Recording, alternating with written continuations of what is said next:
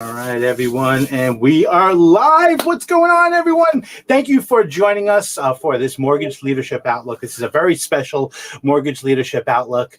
I've got my good buddy, Rene Rodriguez. Rene, thank you so much for joining us for this Mortgage Leadership Outlook on this Tuesday morning.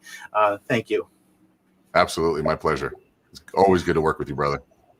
So listen, I've been looking for an excuse to bring you onto the Mortgage Leadership Outlook. I thought this was a great opportunity, because of basically with you hosting a pre-event at the upcoming Originator Connect, and I'm going to drop actually a link so people actually know that this is coming up August 19th.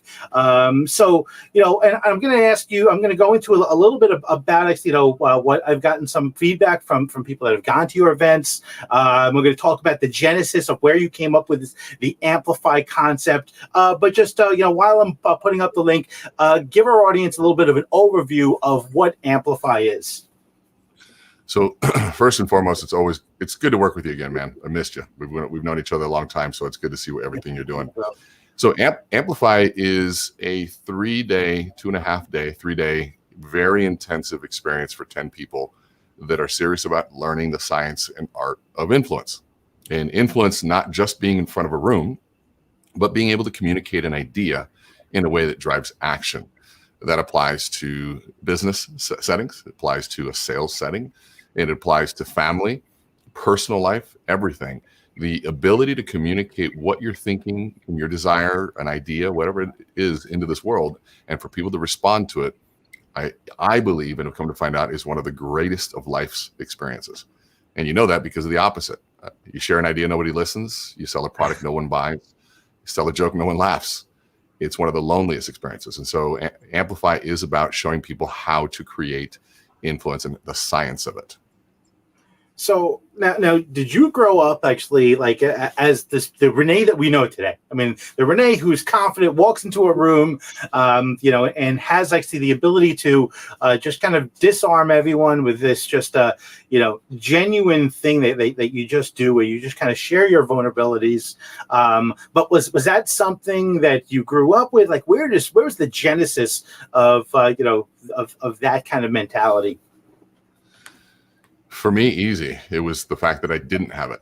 And here's what I hate. I hate I grew up, I grew up in this 400 square foot bachelor apartment, that people say, or, I never had this, but that's the reality of it. I had a massive amount of social anxiety. I had a lot of, and the inability to communicate an idea. I didn't have the words for it. And so even as a kid, when somebody would make fun of me, I didn't know how to respond. And so I'd end up fighting. These were my words back then when I was a kid. And so my inability to communicate and perform when the stress was on frustrated me. And I always watched. I watched other people that were good at it. I watched kids that were better at talking to girls than I was. I watched people that told jokes, and for some reason people laughed. And of course, when you get older, and I got cut from the basketball team, I watched and I started selling cookware door to door. I sucked at it, but I was a hard worker, and I was somebody who was coachable. Hard work and coachability to me are the two factors, and then being able to learn. And then you put that together for 27 years, and all of a sudden you become a little better at it. Maybe a little bit. So a little bit, yeah. I mean, listen, it's amazing to go from where you were. Now, did you actually, like, back in college, so you went to University of St. Thomas, majored in psychology and neuroscience and business. It's like your career was like destined to be actually on this path to help the executives and the highly compensated sales professionals that you help. I mean, like, was this something that you realized that you had the ability to do and to kind of help people like early on, like when you were deciding to go to college? Yeah, it's interesting. I never thought about it that way. I had a passion for psychology because of a high school teacher that brought in a magician. I took an introduction to psych, and he brought in a magician, and he talked about sensation perception and how we view things. And I thought it was the coolest thing in the world because I hated school. And here he engaged me, and he did magic. And I thought, literally, if this is psychology, I love this. And my mother also asked me a question 27, 28 years ago. She said, look around this room and what does everybody have in common? And I looked around and couldn't figure it out. And she said, everybody has a brain. And if you can understand how people's brains work, you'll understand the world much better and life becomes easier. And so I looked at that and said, okay, well, I was not planning on being a coach or because I don't consider myself a coach now or doing what I do now. I wanted to work in what my mother did. And, I also knew when I got cut from the basketball team that I wanted to go into sales. And to me, understanding how somebody thought just made sense. And so I went to school for behavioral neuroscience and business and then sold cookware in the evening. And so here I am putting to work high-end $2,500 a set cookware to persuade people to buy while learning about how the brain works and how to run a business. And so, but then my first job wasn't even in sales. It was to work for a change management consulting firm that used neuroscience and brain research to create massive scale culture change in manufacturing organizations, high resistance audience to create behavior change. And so here I've got a persuasion in the sales background, psychology, and I'm going to work in the actual application of the research to create behavior change. And so it is a weird thing that came together for sure, but it works. It definitely works. I've seen countless people actually who have talked about the impact that you've had on them. Obviously, I've seen actually your presentations, and it definitely works. But it's amazing how you went to school with this intention to do something else, but you ended up actually using the skills and everything that you learned. So now, and did you actually have growing up, did you have a vision actually of doing something else, something completely different? Because I'm assuming it wasn't actually being an expert in neuroscience. I'm assuming it wasn't actually selling cookware. No, I wanted to play in the NBA. That's all. Nice. I wanted to be a professional basketball player. That's all I wanted to do. And the naivety of that led to building a work ethic and led to being beat down in a lot of different ways, mentally, emotionally, and physically, but yet I kept pushing forward thinking that was it. And at the time I didn't realize I was building the resiliency and the hardiness and the skill set of being able to overcome and be more perseverant, I guess. And to me, I was devastated when I couldn't play. My life didn't make any sense. But the moment I made the connection that everything that I did, the discipline and the hard work and the ability to sacrifice and push and delay gratification, you apply that in selling and in business, it was the best gift ever to fail in that and to reapply the lesson in something else. And I guess, maybe that's what makes it hard to be a parent is that you're trying to protect your children from that experience when yet maybe that's what makes them what they need to be. It's more of a question, I don't know. Still trying to figure it out. Well, so speaking of your children, do you actually do they resemble the modern day Rene that we know, that is that has actually this great confidence that walks into a room and you're the person that people will pay attention to, and we listen to your stories, and as well as the people that attend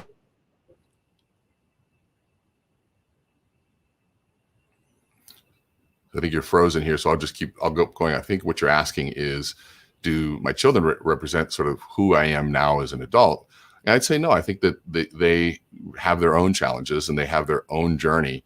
One of my children is more charismatic and more outgoing than one of my others, who's very intellectual and sort of introverted. And so for me, trying to create the space for both of them to be who they are has been my goal. Of course, my youngest, who is 5 years old, is still, he's got a long journey ahead to figure that out before we even begin that conversation there. So I'm assuming that Andrew is pulling and restarting.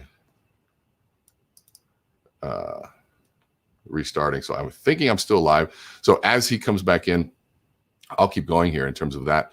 But I think that, the journey of becoming and learning how to pull this concept of influences is really about understanding all the elements of it. the elements of what psychology means, but moreover on the applied side. What does it mean to apply the research? And we would think about it, if you're in sales, you've been to any other event, it's how do you implement, right? What you learn from all these top producers. So what a pivot, man. Love that. Good work. No, we're good. We're still rolling. This is the hybrid world. We have water leaks in the basement, and you just changed cameras like a pro. That was awesome. It's so not so. And by the way, what we're talking about is when we started off this, like I had a leak in my basement, so reorganizing everything in the basement, and we just lost power. My entire house is out of power right now. So yeah, like, but we expected this to happen at some point. I didn't think it would be actually with Rene, actually, someone who I've been looking to have on for a long time, but he is actually a master of change. Sometimes the change gets forced upon us very quickly, as it just did. Hold on for a second. We got our mutual buddy Sean. Very few people had the positive impact on mortgage and real estate professionals as Rene did in 2020. Oh yeah, thanks, Sean.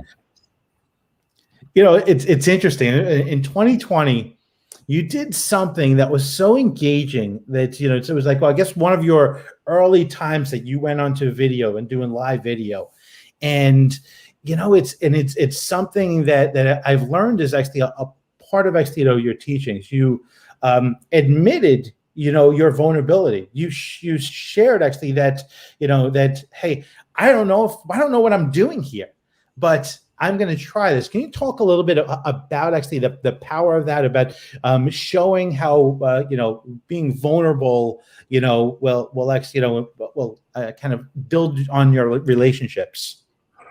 I don't think transparency is a choice in today's world.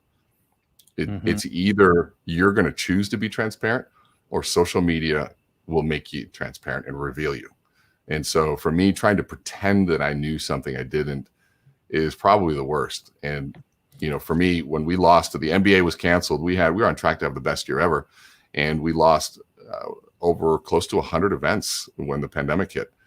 And if there's no in-person events and no group gatherings, there's no Rene is under the current business model. And so we looked at this and I said, okay, this is where we're at. And we're going to dive in as fast as we can and do as many events and figure out how to do this virtually.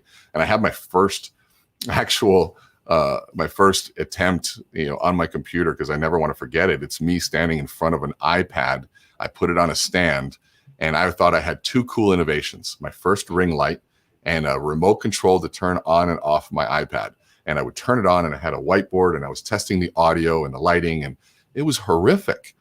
And I didn't know, but the funny thing is I look at how many videos I have on, like when I look at all the short videos that I have recorded on my computer, most of them are going, all right, test this out. Does this work? Okay, if I stand here, how does this work? Okay, if I move my hand, does it work? Am I in screen, out of screen? It's hundreds and hundreds of little clips like that, testing audio, testing this. All right, turn that light off, turn it off. Okay, turn this one on.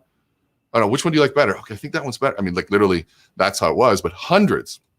And we did over 320 virtual events during the pandemic. Wow. And most of which were free. And people say, why? I said, because I had to learn. Like, I didn't know. And now we're sitting here doing, very different things that are unlike what anybody else is doing, because we failed so often. And then we started getting paid $18,000, $20,000 for an hour keynote virtually. So now we built the studio and we started making more money the last 6 months of the pandemic than we did in the previous year. And so to me, the learning curve is everything, but how fast are you willing to fail? Are you willing to fail aggressively and fail forward and learn? That sounds so cliche, but that's the only choice we had. Wow. That's, and when you do that, when you fail openly, you're building fans. Like people want to see people win, and at least the people that we want to associate with, they want to see people that win. For sure. So, I think that, I agree with you. And I think that, we, and again, I go back to, it wasn't some like strategy to be transparent. I honestly believe we don't have a choice. And because I think we all have seen people that try to be one way and we know how they really are, right? And that discrepancy or that incongruency is too painful. And so for me, I have to reside on something that I'm confident that I have good content and that I can communicate it well. And the other stuff, I'm going to stumble my way through and ask. I mean, like, I remember jumping on, I think you were on with me, and I said, how does this live thing work? And I put it on, and I'm like, I don't know how this works. And I hated it. I just didn't know, you know. But yeah, it was great. I loved it. I think actually, you know, I feel like actually that I was like, all right, I'm going to watch his journey. I'm going to be a part of Rene's journey. Maybe it's actually someone actually, you know, who's like yourself, actually sharing and being open like that. I just thought that was truly just amazing. So you've actually had, I mean, I don't know, hundreds or thousands of people actually that have gone through either your in-person or live amplified training. I'm curious actually if you can talk about, because a lot of our audience are originators, if you can maybe share, you know, an impact that you've seen on an originator, like an originator that you've worked with, and you know what has been actually the, you know, where they were and the gap of where they got to, you know, from going to the Amplify event, either in person or virtually. Well, I have two, and if I can show you a video of, you can actually document someone's before and afterwards. I mean, you know Sam Parker, yeah, right? Oh my goodness, so Sam Parker, yeah. So his transformation was phenomenal. I loved actually his video. Do you have his video? I would love to see it. Yeah, so I'll tell you the backdrop to it, and then I can just play it really briefly. So Sam Parker is self-identified as an Iowa country bumpkin. You know, he used to talk like this. Oh, that's bull, right? You know, and had sort of this Iowa accent. But Sam was also one of the hardest workers and most coachable human beings on the planet, with one of the biggest hearts. And I remember meeting him 10 plus years ago in Las Vegas, and he had this sort of hunger to want to learn and grow. And watching this guy move from somebody who paid to be at events to now being paid to be at the event is one of the coolest transformations. But he came to Amplify, and you get a chance to feel the inside view of what it is inside the course. It's only 10 people. I'm extremely aggressive in terms of how we go after the learning, because that's how I am for myself. If we got 3 days together, you didn't come to mess around. We're going to go after it. We're going to identify every time you say this word, every time you do other things, we're going to just fix it. And the process is called co-learning. Co-learning is a real-time feedback, real-time correction, versus the opposite, which is go through your presentation, write down all the things you need to fix, get a sheet of paper, and go work on it next time. We go, no, you're 4 ums in, start over. Are you asking or telling us? Go again. Nope, that doesn't work. Let's start over. And we might do that 30 to 40 times. And it's grueling at first, but then it shifts. And we just fix it because we're putting into application what we learned. So you watch Sam go from the struggle with the ums and ahs, which the ums and ahs is a stress response. And then we fix the ums and ahs, and the stress then has to come out, leak other ways. And he moves into what we call the clap. So he's like, you know, hey, I'm here. And so, yeah, we're real excited. And he doesn't realize that this is a very distracting sort of fidgety movement. And he fixes that, identifies the story, puts it into the sequence, what we call the Amplify formula, frame, message, tie down, with his value proposition, and you'll watch it transform. It's pretty cool. So I'll play it right now. My name is Sam Parker. Sorry, one more thing, maybe a couple of things if I remember. You're gonna count his ums. So Sam, tell us about you. My name is Sam Parker, from Iowa originally. Okay, let's do it. All right, shake off the ums. My name is Sam Parker. First and foremost, I'm a father to 2, 4 and 6-year-old, Paige and Quinn. I'm a husband to my wife, Trisha, 10 years. So we're going to start over again. You know what the solution is to ums and ahs? You learned it last night. Silence. Be conscious of your swaying, ums, ahs. We're going to reel all this stuff in. My name's Sam Parker. I'm originally from Iowa.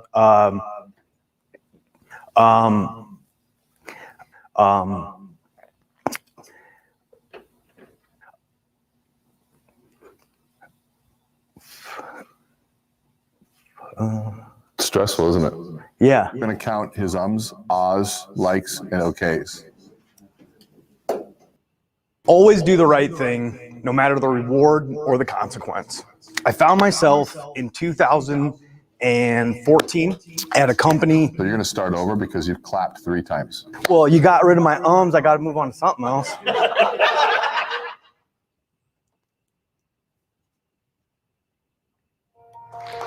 So there I was, 18 years old, the culmination of 17 years of hard work.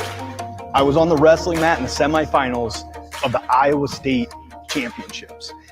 I don't need to tell you how it went or how I lost, other than the fact that I lost that match. And it was devastating. And I got a letter that said, Iowa is no longer an option for you.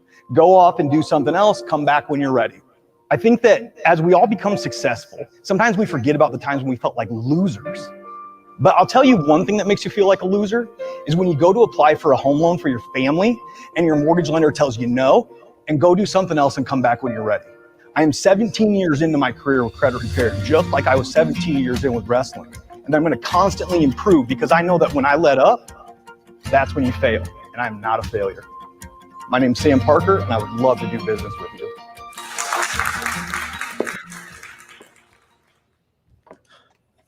So yeah, Rene, pretty cool.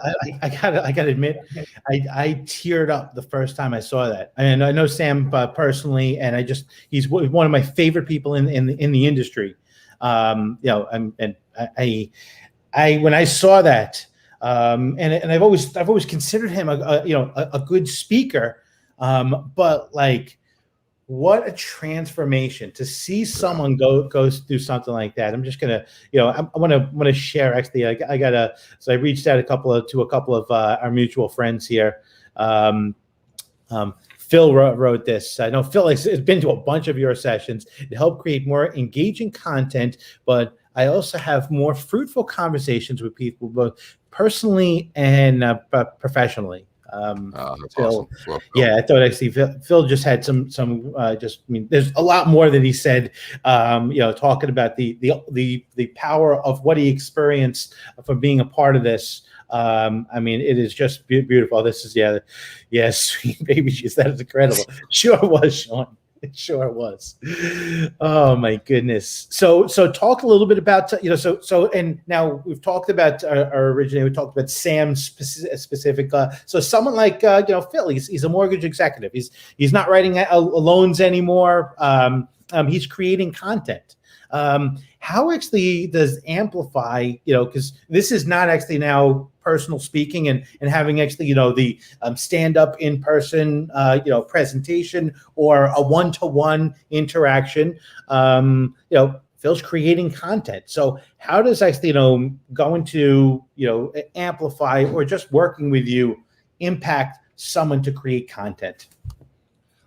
So creating content, that's it was such a used word. I know. As somebody who would be considered a content creator, I even say, what do you mean by creating content? Creating content. So, of course, videos and things like that, and talking podcasts and things. But I think that, and I think creating videos, like that's something that we've spent a lot of time doing and producing, and I'd say we're very good at creating very high quality video. But then there's getting video that people will watch. That's a whole nother arena that we're just dipping our toe into, because I learned you can create amazing videos, and if they don't have certain pieces to the beginning and certain wrappers and certain hook points and things like that, no one's going to watch them. And so that I want to say that with that caveat that I'm not going to offer much on how to get it watched, because that is an algorithm that we need the smart marketers to really help us with. But in terms of creating content and conversations, there's a sequence to what people will listen to and how we tell our story to communicate a message, and understanding your personal story and how to do that, understanding the concept of framing and how do you frame an idea so that people understand it better. How do you do concepts like tie downs, which is what drives value and creates influence and behavior change? Those elements all go hand in hand in creating content, if you will, for sure. Yeah, it's like I know actually the kind of the phrase creating content. It's what we're doing. It's what we're speaking. It's communicating. So when you say create content, it sounds more calculated, and scripted, where it seems like your approach is just being yourself, but actually remembering some kind of structure. So it's almost like allowing you to be comfortable being yourself, not remembering a script, not remembering actually the bullet points that you need to drive home, but having a conversation, an honest and open conversation. So I'm just, was Sam actually your greatest transformation? Because it's just absolutely phenomenal to see actually where he came from, and it's so phenomenal to see actually that I never would have identified Sam as not a good speaker, but to see that transformation, is that typical? Have you seen bigger transformations? We have hundreds of those, and I can press play on 3 or 4 right now to show you, if you have the time to watch, from a 25-year-old who's never given a talk in her life to then giving and delivering an amazing TED Talk that it will bring you to tears, to somebody who, and we're working on this transformation video right now, who, when they first started, had so much anxiety that I literally wrote down, I need to be careful with the feedback because I think there's a neurological disorder, or they may have the beginnings of Parkinson's.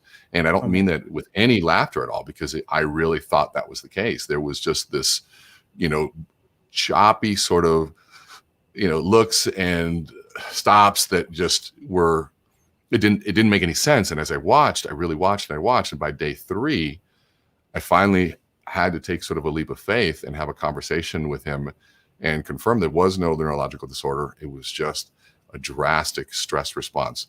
And so I walked him through a couple methodologies on how do we manage our stress real time. Same techniques that the Navy SEALs use, that professional athletes use, that professional speakers need to use, because when you know what you're doing, and you know where to go, it's not about know-how. It is about biology and neurofeedback. Will you perform? Because we all know when stress is too high, our bodies shut down and our ability to access information goes away. And so I went through a pretty intense, and it happened to be filmed, of watching him go from this, what I thought was a neurological disorder, to delivering and looking like Clark Kent. And it was so drastic, and literally it brought everyone to tears. It brought me to tears because it was like the release that he was able to feel from the jail cell of anxiety. Because that's really what a lot of us feel. An idea that's not communicated because we have too much stress or anxiety about doing it is a prison in and of itself. And when you can unlock that and you feel the freedom of expression of what we believe in this world, it is extremely emotional, because now what's able to happen afterwards, it's without words. And so, there's Tony Teilman, another one of my favorite stories. Tony was a very, very successful originator, is a very successful originator, and came in, sort of very, not defensive, but skeptical, a lot of asking questions. And we asked the first question on day 1, who are you? What do you do? And what makes you unique? And people answer that question in a very typical, this is my job, this is who I am, this is my production levels, and this is what I think makes me unique. And it's typical. And then we move them into the story, and you watch this sort of piece where he's, very stiff, doesn't know where to put his hands, to give him the body language components, and him to then be able to express a story. You watch all the elements come together. I can play that video if you want to. It's actually pretty powerful. All right. So this is Tony. So you'll watch him go through sort of, body language, and then I'll come in and we'll show the difference, what we call the influence zone, where we put our hands. You'll see us side by side. And then he kind of goes and unlocks it. And you see that he kind of gets a glimpse of what his story is. And then by day 3, he puts it all together. It's pretty fun to watch. Here's Tony. Tell us about you. What makes you unique? Good morning. I'm Tony Teilman. I live in San Antonio, Texas, and I'm in the mortgage lending business. I've been doing it for 25 years. I've got a company with about 11 people. We'll do over $100 million this year in business. Right, so now what I want you to notice, stay there, don't move. So I want you to notice the difference between Tony and I right now. What's the difference? Okay, so his hands just entered the influence zone.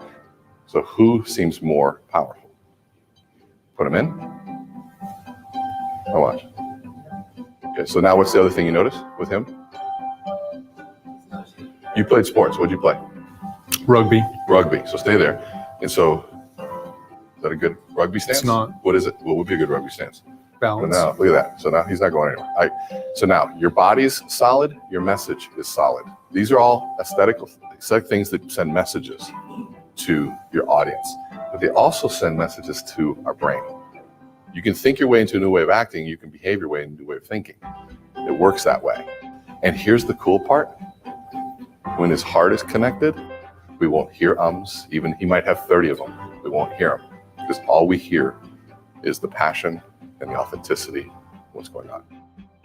But I have a lot to give, and I have a lot to share, and I'm working on getting people on that train with me that want to be on that journey that I can help and influence, where I'm not going to have to care about the people who don't want to be on that journey with me. And that's what I have to say about that subject. Beautiful. It's awesome, dude. What we care about is what we saw. Story. It's huge. And I saw authenticity. I saw the struggle. I saw real. I saw humility. And I saw self-awareness. Forgiveness, which I'm still trying to figure out myself. That's a self-aware person. Huge, warm welcome for our next speaker, Tony. In 1983, I'm 12 years old and I live in Erie, Pennsylvania. And I'm working with my father at his business that he created. It's called Ready Strip. And when I got into my professional career and I went into sales, I've always been that student. And I had a couple things that happened in my career that have really influenced where I am and where I'm going. I finally found a company that I was super excited about. They had everything that I wanted. And when I went there, I was incredibly disappointed. I was crushed because I was treated less than. And what I got out of that when I left was I would never be put in that situation again. And I went to work for myself. And over the next 6 years in developing systems and structure, I've created a place that I will affirm and that I will train and that I will love and that I will give back to the community. I've created what I didn't get. And I invite you, come have a cup of coffee with me, call me up, and see if it makes sense for us to partner together in the future.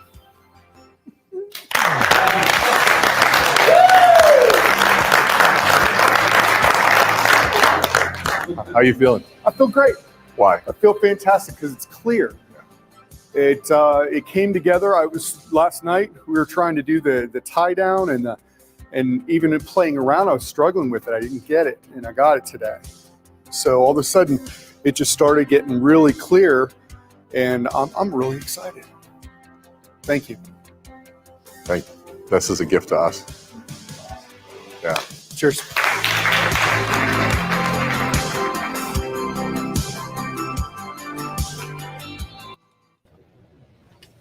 Yeah. Pretty cool. Yeah, that's pretty awesome. It is. It's just such a powerful thing. Actually, and to listen. I mean, you're these executives that are going through this. These are originals that are going through this are like already, like seemingly at the top of their game. Like I'm like, how can actually they make such a marked improvement? Now. Listen, Rene, I'm going to play skeptic here. So these people actually, a lot of cases have gone through actually, the workshop and have been part of actually a multi-day workshop. Are we going to be able to have this kind of impact in one day? Because I know I'm going to be there. So I mean, and this is selfishly known for myself. Are we going to be able to have actually this kind of transformation, opportunity, by just putting this into one day? No. But I'd say here's why I say no. It's because there's the process and deliverable. 3-day process, massive transformation. 3-day process with 10 people, massive transformation. But here we've got 1 day, 500 people, and I would say a really good transformation. I would say people are going to walk away looking at themselves and their story very differently. They're going to walk away with very tangible skill sets that will have immediate impact on their business. Can I promise you a Sam Parker, Tony Teilman? No. But that's okay, because not everybody needs to go through that. And so we are going to go through a much deeper look from a conference style perspective. We're going to have some very powerful people there. You know, Barry Habib's going to be up there sharing his story in a very different way. Not talking about the markets, but here's one of the best speakers in the world, one of the best, the expert, you know, in media when it comes to understanding, you know, the markets and everything, dissecting his secrets. And he and I are going to have that conversation. We're going to have Josh Meadows, Shayla Gifford. We're going to have people that are the #1 producers in the country talking about the power of sharing their story and why it's so important, wherever you are in your career, being able to go through that.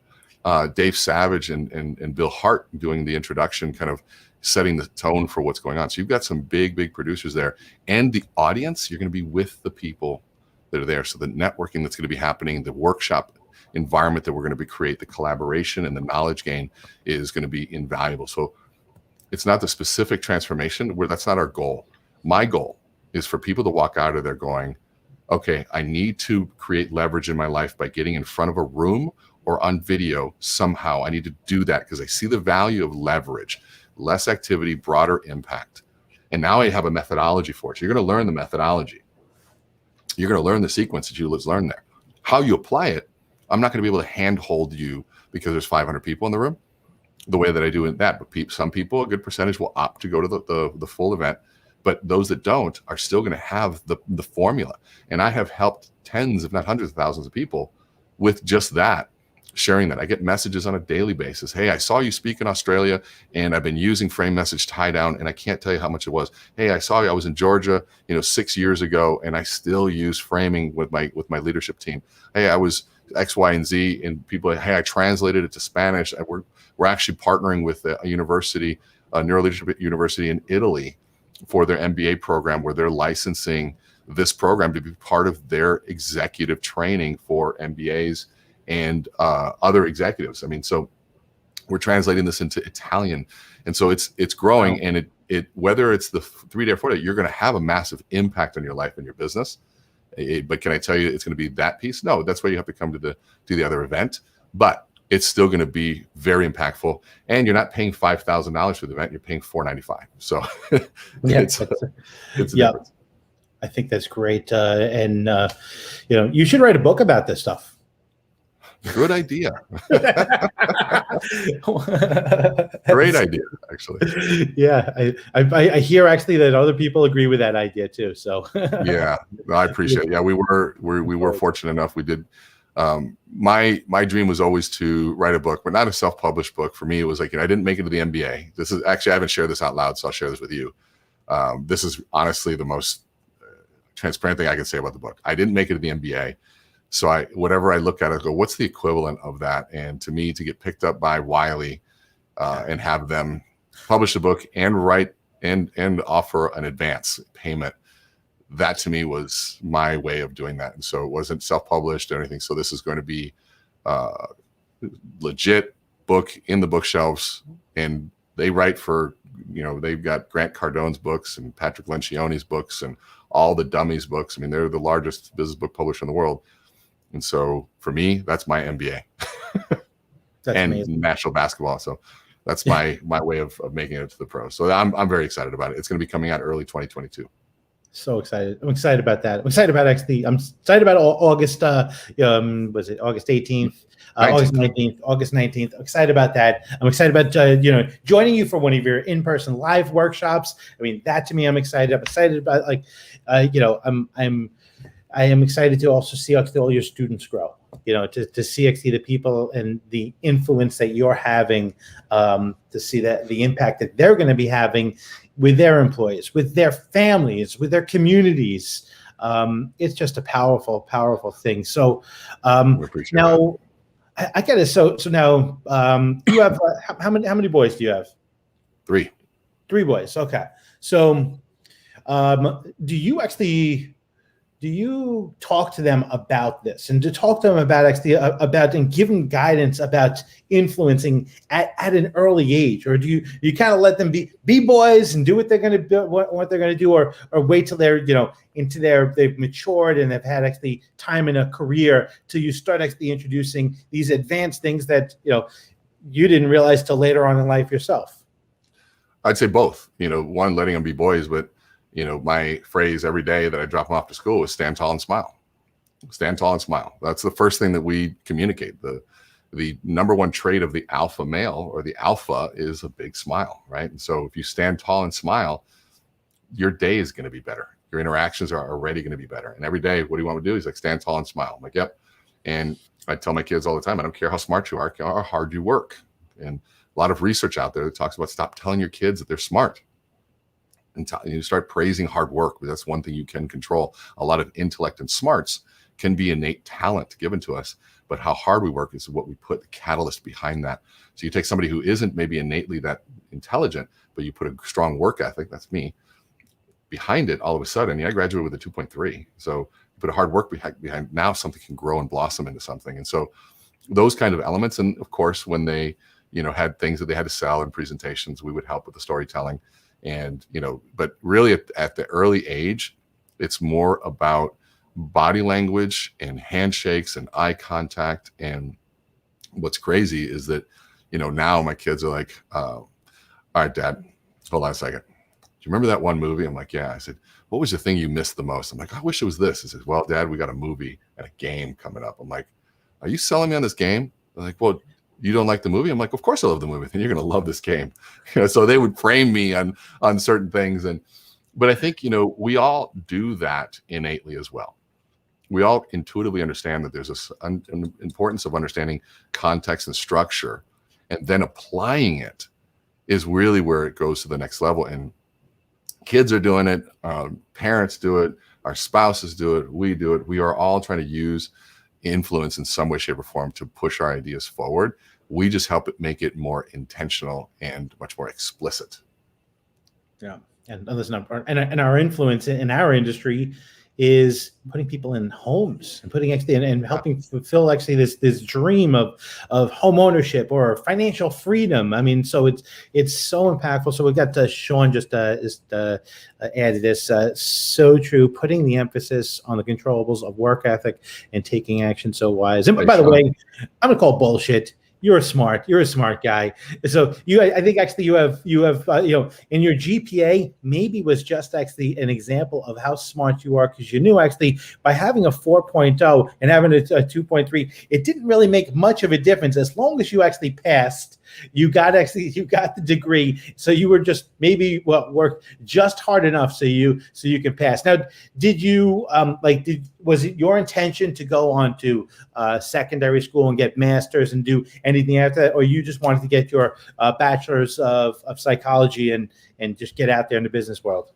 I wanted to get my bachelor or my master's. I wanted to get an MBA more than anything. Actually, I knew that I had enough of what I needed for psychology, and because my focus wasn't on the research, my focus was on application, applied science. And I knew that my best, because when I say I wasn't smart, I wasn't intellectual in that sense of wanting to sit and read the books. Yeah. Even though that's what I do all the time and what I did afterwards. But I knew that my skill and my passion really was in how do I apply it.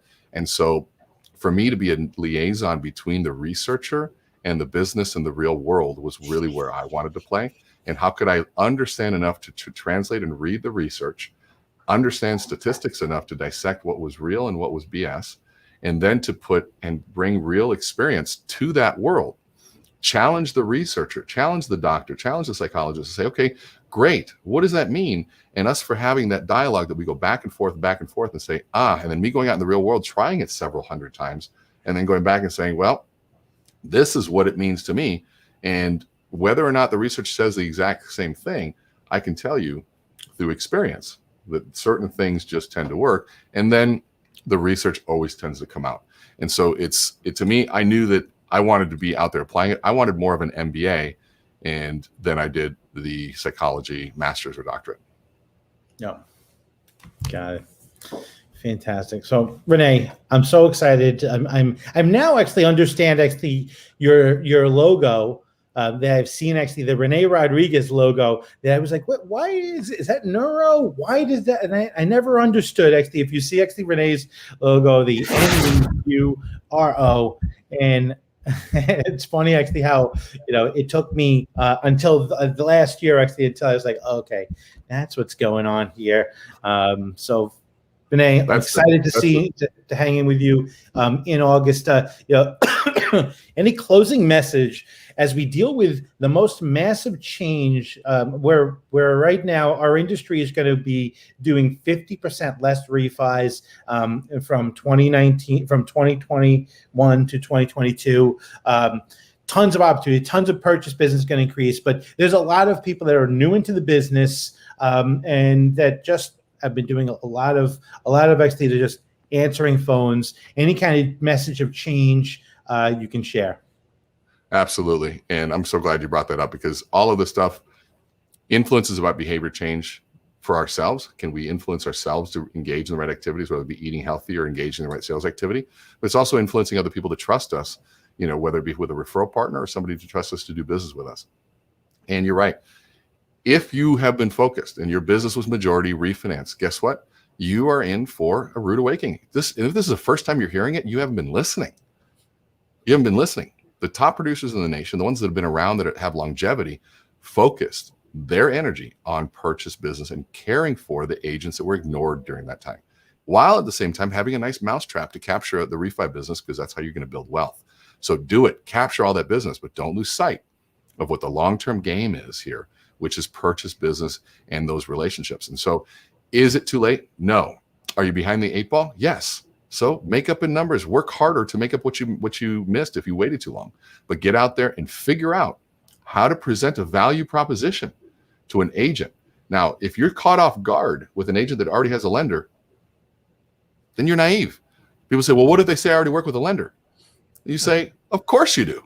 All the best ones do. That's great. I'm also looking to build my dream team of people that I can refer business to as well. But referring business is easy when there's a values alignment and we see the world the same. This is how I see the world. It seems like you might. Why don't we talk about how we see the marketplace, how your vision for customer service and customer experience is? And if it makes sense, we'll show you what we do. And maybe I can refer some business back to you, but together we can serve clients better. If that's of interest, let's get together.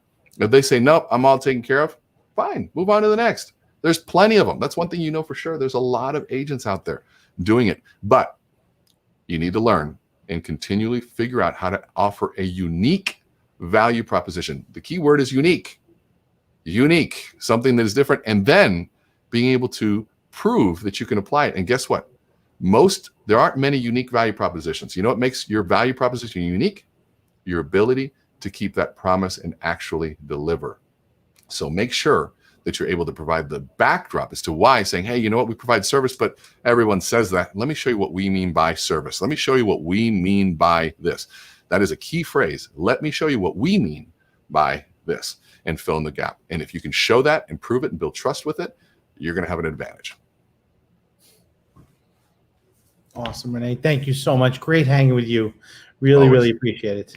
All right. We will see you in August 19th. Everyone, check it out below. You see it right there up in the comments. You'll see actually a little bit link to it. So thank you for joining us for another Mortgage Leadership Outlook.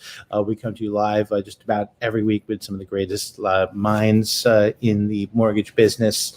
Everyone, enjoy the rest of your day, and we will see you in Vegas. Thanks, bud.